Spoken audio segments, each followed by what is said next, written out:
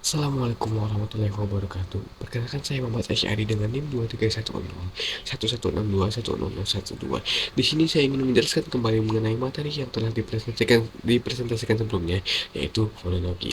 Bahasa adalah suatu sistem lambang bunyi yang dipakai manusia dengan tujuan untuk komunikasi.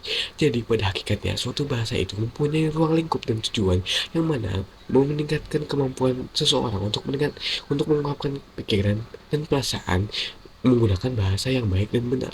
Banyak kajian teori tentang bahasa ini, salah satunya adalah fonologi. Suatu bahasa dapat dikaji menggunakan ilmu fonologi.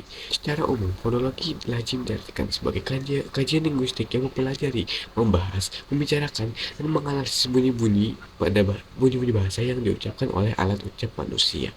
Pada materi ini, fonologi di sini dibagi menjadi tiga macam, yaitu ada fonologi umum, fonologi khusus, dan fonologi bahasa Indonesia.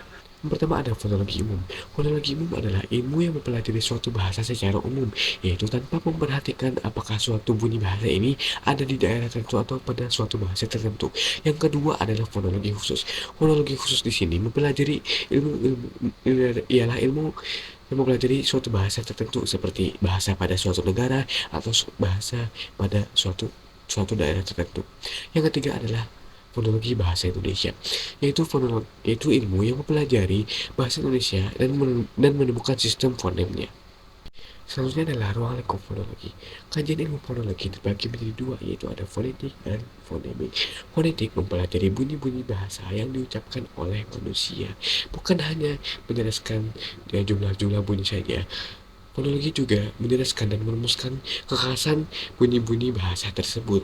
Salah satu contoh fokus dari fonetik adalah mengklasifikasikan bunyi-bunyi bahasa itu atas bunyi vokal, bunyi konsonan, dan bunyi prosidi. Selanjutnya adalah fonemik. Fonemik menganalisis perbedaan makna pada suatu bahasa berdasarkan bunyi yang diucapkan oleh manusia itu.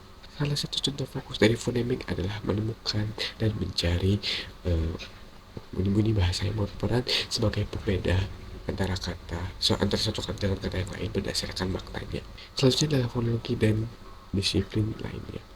Pada bahasa Indonesia yang memiliki kaya sekali akan bunyi, di sini fonologi berfungsi sekali untuk memudahkan pekerjaan untuk melafalkan bunyi-bunyi bahasa pada bahasa Indonesia. Fonologi membantu memudahkan di beberapa bidang tertentu, di antaranya ada morfologi, ada sintaksis, ada semantik, ada leksikografi, ada dialektologi, ada pembelajaran dan pengajaran, ada psikolinguistik, dan ada klinis.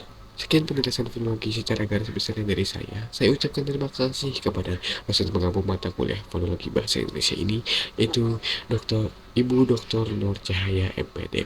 Wassalamualaikum warahmatullahi wabarakatuh.